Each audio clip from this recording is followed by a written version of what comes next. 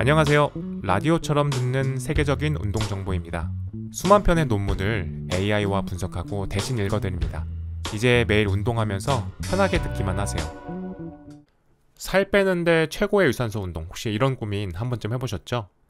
근데 어쩌면 이 질문 자체가 우리를 좀 잘못된 길로 이끌 수도 있어요. 사실 최고의 운동 하나 이런 건 없거든요. 오늘은 여러분의 진짜 목표에 딱 맞는 가장 효과적인 유산소 전략을 명쾌하게 알려드릴게요. 지방을 가장 빠르게 태우는 방법, 힘들게 만든 근육을 지켜내는 방법, 그리고 평생 즐겁게 운동하는 비결. 이 세 가지 목표가 서로 어떻게 줄다리기를 하는지 그 핵심 원리만 아셔도 여러분의 운동이 완전히 달라질 수 있습니다. 집중해주세요. 많은 분들이 최고의 유산소 운동 딱 하나를 찾으시는데요. 사실 운동 효과라는 게 사람마다 그리고 또 세우는 목표마다 달라지기 때문에 정답은 없습니다. 운동과학에 보면 특이성 원리라는 개념이 있는데요. 우리 몸은 자기가 받는 훈련 종류, 그 자극에 맞춰서 아주 특정하게 적응한다는 거예요. 예를 들어서 마라톤 선수 훈련 그리고 역도 선수 훈련이 몸을 완전히 다른 방식으로 만드는 것처럼요. 유산소 운동도 마찬가지입니다. 아주 짧고 격렬하게 하는 고강도 인터벌 트레이닝이랑 편안한 속도로 길게 하는 그 저강도 정상 상태 유산소, 이 둘은 우리 몸에 보내는 신호가 달라서 결과도 다르게 나타납니다.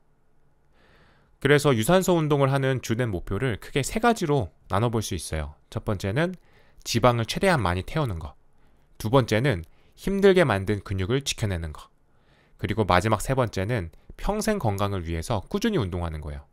그런데 이 세 가지 목표 사이에 일종의 줄다리기 같은 게 있다고 볼 수 있어요. 최대 지방 감량, 최대 근육 보존, 그리고 지속 가능성.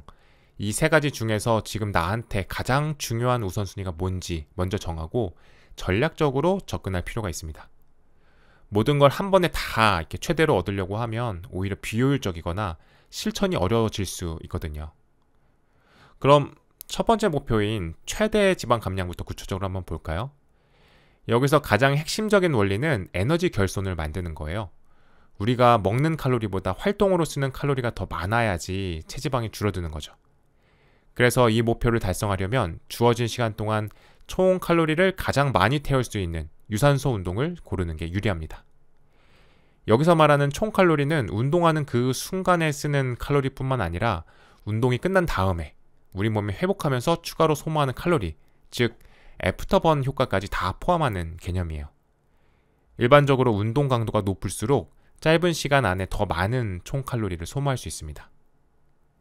다음으로는 두 번째 목표, 최대 근육 보존에 대해서 한번 알아볼게요. 특히 근력 운동이랑 유산소를 같이 할 때 주의할 점이 있는데요.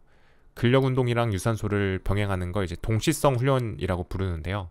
이때 주의하지 않으면 간섭 효과라는 게 나타날 수 있어요. 유산소 운동 때문에 몸이 피로해지거나 유산소 운동이 활성화시키는 그 특정 신호 전달 경로인 AMPK가 근육 성장을 돕는 mTOR 경로를 방해할 수 있다, 이런 연구들이 있습니다.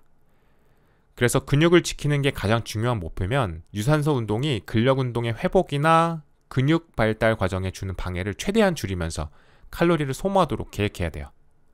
어떤 종류의 유산소를 할지, 얼마나 많이, 어느 타이밍에 할지 신중하게 조절해서 몸 전체가 받는 스트레스를 관리하는 게 중요합니다. 예를 들어서 무릎이나 발목에 충격이 덜 가는 운동을 선택한다거나 근력 운동이랑 유산소 운동 사이에 충분한 휴식 시간을 확보하는 방법 등이 있겠죠. 자, 이제 마지막 목표인 평생 건강과 지속 가능성에 대해서도 이야기해 볼게요. 이 목표는 사실 단기적인 결과보다는 길게 보고 꾸준히 실천하는 그 지속성 자체에 큰 가치를 둡니다. 세계보건기구 같은 국제기구들도 특정 운동 방식 하나를 추천하기보다는 일주일 동안의 총 활동량을 더 중요하게 보거든요. 여러 연구들을 보면 결국 사람들이 운동을 꾸준히 계속하게 만드는 가장 강력한 요인은 즐거움이라고 해요. 따라서 이 목표를 위한 최선의 전략은 부상 위험은 적으면서 무엇보다도 우리 스스로가 재미를 느끼고 오랫동안 질리지 않고 계속할 수 있는 그 활동을 찾는 겁니다. 그게 뭐 빠르게 걷기든 자전거 타기든 아니면 뭐 신나게 춤을 추는 거든 상관없어요. 유산소 운동 목표가 사람마다 다 다르다. 그래서 뭐 최고의 운동 딱 하나만 있는 건 아니다, 이런 얘기를 했는데요. 이번에는 그 처방전 중에서 첫 번째, 그러니까 이 최대 지방 감량, 이걸 목표로 삼았을 때요. 어떤 유산소 전략이 제일 효과적일지 좀 더 깊게 한번 파고들어 보겠습니다. 이 목표는 사실 핵심은 아주 명확해요. 가능한 짧은 시간에 칼로리를 최대한 많이 태우자, 요겁니다. 총 에너지 소비량 자체를 최대한 끌어올리는 게 관건인 거죠. 이게 그냥 운동할 때 태우는 칼로리만 보는 게 아니고요. 운동 끝나고 나서도 우리 몸이 계속 에너지를 더 쓰거든요. 그걸 이제 운동 후 초과 산소 소비라고 하는데, 흔히 그 애프터번 효과라고 부르는 것까지 다 포함해서 생각해야 됩니다.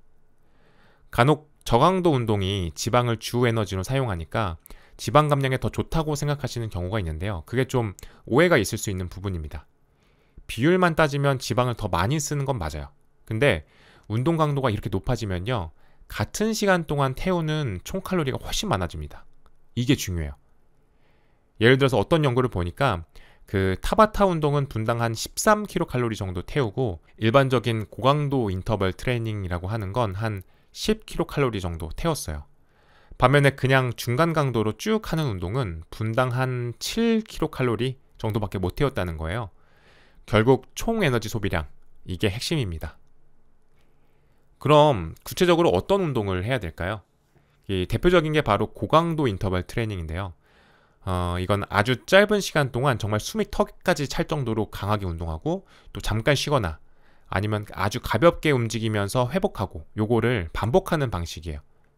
실제로 여러 연구에서도 체지방 감소 효과가 꽤 입증이 됐고요. 보통은 자기의 최대 심박수의 한 80% 이상, 그 정도로 한 30초에서 1분 정도 운동하고 한 1분 30초 안쪽으로 짧게 회복하는 이런 패턴을 많이 씁니다. 우리가 흔히 하는 그 조깅이나 자전거 타기도 이런 인터벌 방식으로 할 수 있어요. 그냥 쭉 같은 속도로 달리는 대신에요, 한 1, 2분은 전력 질주하듯이 빨리 달리고, 그 다음 한 2, 3분은 가볍게 조깅하고, 이걸 반복하는 거죠. 자전거도 마찬가지로 할 수 있어요. 혹시 뭐 무릎이나 발목 같은 관절 부담에 좀 걱정되시는 분들은 그 충격이 덜한 운동기구들 있잖아요. 뭐 어설트 바이크나 로잉 머신 같은 거요. 이런 걸로 HIIT를 하는 것도 아주 좋은 대안이 될 수 있습니다. 이 고강도 운동이 지방 감량에 효과적인 이유는 크게 두 가지를 더 들 수 있어요. 첫째는 방금 말씀드린 그 EPOC, 즉 애프터번 효과가 맞고요. 고강도 운동은 우리 몸을 좀 더 힘들게 하잖아요. 그래서 운동 끝나고 나서 원래 상태로 몸을 되돌리려고 에너지를 더 많이 쓰게 돼요. 연구를 좀 보면 HIIT 하고 나서 생기는 이 EPOC가 저강도 운동보다 훨씬 높아서 전체 운동 칼로리 소모량을 한 6%에서 많게는 한 15%까지도 더 늘릴 수 있다고 해요. 그리고 이제 두 번째는 지방 분해를 도와주는 호르몬들이 더 많이 나와요. 예를 들면은 카테코라민이나 뭐 성장 호르몬 같은 것들인데, 이런 호르몬들이 고강도 운동 후에 더 활발하게 분비돼서 몸에 저장된 지방을 꺼내서 에너지로 쓰는 걸 도와줍니다. 다만 이 EPOC 효과가 실제 지방 감량에 기여하는 정도를 너무 과대평가해서는 안 된다, 이런 점은 분명히 할 필요가 있습니다. EPOC가 분명히 도움은 되는데요.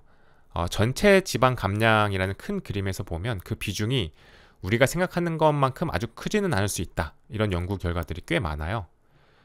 사실 HIIT의 진짜 강력한 장점은요, 운동하는 그 시간 동안 칼로리를 매우 높게 태울 수 있다, 바로 그 시간 효율성에 있습니다.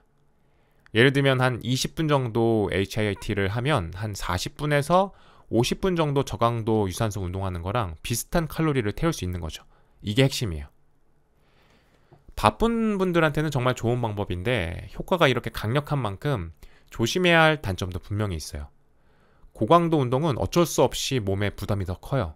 피로도도 훨씬 높고 관절에 가해지는 스트레스도 상당하죠. 그래서 뭐 아무래도 저강도 운동보다는 부상 위험이 좀 더 높다고 봐야 되고요. 또 하나는 만약에 근력 운동이랑 같이 하면 근육이 크는 걸 약간 방해할 수 있는 이 간섭 효과라는 게 나타날 수도 있어요. 우리 몸이 근육을 키우라는 신호랑 지구력을 늘리라는 이 신호 사이에서 약간 혼란을 겪는다고 생각하시면 좀 쉬울 것 같아요. 그리고 마지막으로 이건 좀 현실적인 문제인데, 운동 자체가 워낙 힘들다 보니까 이걸 오랫동안 꾸준히 하기가 어려울 수 있다, 이런 점도 있습니다. 그렇다면 이 고강도 운동 전략은 어떤 상황에서 활용하는 게 가장 적합할까요? 이런 특징들을 고려해 보면요. 최대 지방 감량을 목표로 하는 이 고강도 운동은 특정 기간 동안, 예를 들어서 한 8주에서 12주 정도 이렇게 좀 집중적으로 체지방을 빼야 할 필요가 있을 때 단기적인 전략으로 활용하는 게 현명하다고 볼 수 있습니다. 그러니까 뭐 장기적인 건강 관리보다는 단기간에 딱 목표를 달성하는 데 좀 더 초점을 맞춘 방법이라고 할 수 있겠죠. 자, 그럼 최대 지방 감량을 위한 첫 번째 처방전을 한번 정리해 볼게요. 목표는 짧은 시간 안에 최대한 많은 칼로리를 소모하는 거고요. 이걸 위해서는 고강도 인터벌 트레이닝, 즉 HIIT나 아니면 인터벌 방식으로 하는 조깅 사이클링 또는 충격이 적은 기구를 활용한 고강도 운동이 추천됩니다. 이런 운동이 효과적인 이유는 운동 중에 칼로리를 많이 태우는 것, 그리고 운동 후 추가 칼로리 소모, 즉 EPOC 효과, 그리고 지방 분해를 돕는 호르몬 분비 증가 덕분인데요. 다만 그 EPOC 자체가 전체에서 차지하는 비중은 부가적일 수 있다. 이런 점을 좀 알아두셔야 되고요. 또 피로도가 높고 부상 위험이나 근성장 방해 가능성도 있기 때문에 아주 길게 하기보다는 특정 목표를 위해서 단기 전략으로 활용하는 게 좋다. 이걸 기억해야 되겠습니다. 이번에는 힘들게 만든 근육은 최대한 지키면서 그 유산소 운동을 하고 싶은 분들을 위한 두 번째 처방전인데요. 근육을 잘 보존하면서 추가적으로 칼로리 더 태우고 싶을 때 바로 이 전략이 핵심 목표가 됩니다. 물론 이제 근육을 만들고 지킬 때 가장 기본은 근력 운동입니다. 그런데 유산소 운동이 자칫 잘못하면 이 근력 운동 효과를 방해할 수 있는데 이걸 전문 용어로는 간섭 효과라고 부릅니다. 유산소 운동 때문에 몸이 너무 피곤해지거나 근육이 회복하고 성장하는 데 필요한 신호 전달 과정을 유산소가 방해할 수 있다는 뜻입니다. 즉 유산소가 근육 생성을 방해할 수 있다는 가능성이 있는 거죠. 그래서 이 두 번째 처방전은 칼로리를 막 최대한 태우는 게 목표가 아니에요. 근력 운동하고 나서 몸이 잘 회복하는 걸 방해하지 않으면서 딱 필요한 만큼만 칼로리를 소모하자. 여기에 초점을 맞춥니다. 이 간섭 효과를 줄이려면 어떤 유산소 운동을 하는지가 중요해지는데요. 연구들을 보면 근력 운동과 달리기를 같이 했을 때는 근육 성장이 안 좋을 수는 있는데 또 사이클링은 괜찮았다. 이런 비교 연구도 있습니다. 왜 그런 차이가 나냐면 달리기처럼 발이 땅에 쿵쿵 부딪히는 충격이 큰 운동들이 근육에 미세한 손상을 더 많이 줄 수 있기 때문이에요. 그럼 회복하는 데 에너지가 더 많이 필요하게 되고요. 그래서 이 처방전에서는 충격이 적은 운동들을 주로 추천을 하는데 대표적으로 한 3가지 정도 생각해 볼 수 있습니다. 첫 번째는 인클라인 걷기, 트레드밀 경사 높여서 걷는 거 있잖아요. 관절에는 부담이 적으면서 심박수는 올릴 수 있고요. 이 경사로를 오르는 동작 자체가 하체 근육 회복에 좀 도움이 될 수도 있다. 이런 의견도 있어요. 무릎 부담도 덜하고요. 두 번째는 일리프티컬입니다. 발이 페달에서 떨어지지 않는 운동기구고요. 발이 계속 페달에 붙어 있으니까 충격이 거의 없어요. 그리고 손잡이까지 같이 움직이면 상체 운동 효과도 좀 볼 수 있어서 전신 운동 효과도 기대할 수 있습니다. 마지막 세 번째는 사이클링입니다. 실내 자전거든 야외 자전거든 상관없고요. 앞서 말씀드린 것처럼 연구에서도 근력 운동과의 간섭 효과가 비교적 적게 나타난 운동입니다. 많은 분들이 유산소 이꼴 근손실처럼 공식으로 생각하시는데 꼭 그렇진 않아요. 유산소 운동 자체가 문제라기보다는 어떤 종류를 얼마나 많이 하느냐, 이게 사실 더 중요한 문제입니다. 연구들을 종합해보면 충격이 크거나 또는 너무 오래 하거나 너무 자주 하는 유산소 운동, 특히 달리기가 근육 성장에 좀 부정적인 영향을 미치는 걸로 보여요. 그래서 근육 보존을 우선할 때 유산소 전략은 크게 3가지로 정리할 수 있습니다. 첫째, 운동 종류인데요. 방금 말씀드린 인클라인 걷기, 일리프티컬, 사이클링처럼 충격이 적은 걸 고르시는 게 좋고요. 둘째는 운동량 조절입니다. 유산소 운동을 하는 시간이나 이 횟수가 너무 많아지면 그것도 근육 발달에는 좀 방해가 될 수 있다. 이런 연구들이 있어요.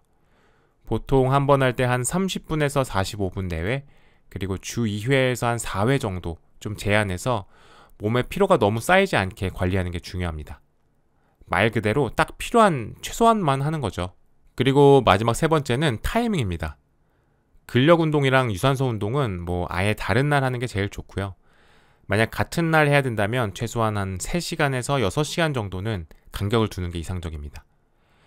만약에 어쩔 수 없이 이어서 해야 된다면 반드시 근력 운동을 먼저 하고 그 다음에 유산소를 해야 됩니다. 그래야 근력 운동할 때 힘이 빠지는 걸 막을 수 있어요. 이 방법의 단점이라면 역시 그 시간이 좀 오래 걸린다는 점인데요. 아무래도 고강도 인터벌 운동처럼 짧은 시간에 칼로리를 확 태우긴 좀 어렵습니다. 이 강도가 낮으니까요. 똑같은 칼로리를 태우려면 더 긴 시간을 운동해야 됩니다. 그래서 이 전략은 시간 효율성보다는 근육을 지키는 것, 그리고 근력 운동의 질을 떨어뜨리지 않는 것을 더 중요하게 생각하는 분들한테 맞는 전략이라고 할 수 있습니다. 자, 그럼 두 번째 처방전의 핵심을 다시 한번 정리를 해볼게요. 첫째, 인클라인 걷기나 일리프티컬, 사이클링 같이 관절에 부담이 적은 저충격 운동을 선택하는 게 중요합니다. 둘째, 운동 시간은 한 번에 한 30분에서 45분 내외 정도, 빈도는 한 주 2회에서 4회 정도로 너무 과하지 않게 조절해야 되고요. 마지막으로 근력 운동과는 다른 날에 하거나 최소 몇 시간 간격을 두거나 아니면 근력 운동을 먼저 하는 식으로 타이밍을 조절해서 간섭 효과를 줄이는 게 핵심입니다. 이 방법은 고강도 운동에 비해서는 시간이 더 걸릴 수 있다는 점, 즉 시간 효율성은 다소 낮다는 점은 꼭 고려하셔서 본인에게 맞는 방법을 선택하시길 바랍니다. 이번에는 단기 목표가 아닌 평생 지속할 수 있는 건강 습관, 즉 부상 없이 지루하지 않게 그 운동을 이어가는 방법에 대해서 한번 알아볼게요. 이게 사실 장기적인 건강 관점에서는 가장 중요할 수 있죠.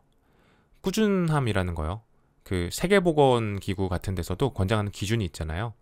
그 성인 기준으로 보통 중강도 유산소는 주당 한 150분에서 300분, 아니면 고강도는 75분에서 한 150분 정도 하고, 근력 운동도 한 주 2회 이상 하라고 하죠. 이게 꽤 많은 시간처럼 들릴 수 있는데요. 이 처방의 목표는 이걸 단기간에 달성하는 게 아니라 평생 만족시키는 습관을 만드는 데 있어요. 그러려면 가장 큰 걸림돌 두 가지, 신체적인 장벽인 그 부상, 심리적인 장벽인 지루함, 거부감, 이런 것들을 최소화해야 됩니다. 여기서 중요한 개념이 바로 그 비운동성 활동 열생성, 니트인데요. 니트는 쉽게 말하면 우리가 일부러 운동해야지 하고 하는 것 말고 그냥 일상생활에서 움직이는 그 모든 걸로 소모하는 에너지를 말해요. 출퇴근할 때 걷는 거, 뭐 계단 오르내리는 거, 아니면 뭐 집안일 하는 거, 서서 일하는 거, 뭐 이런 것까지 다 포함됩니다. 이게 그러니까 생각보다 우리가 하루에 쓰는 총 에너지 중에서 꽤 큰 부분을 차지하거든요.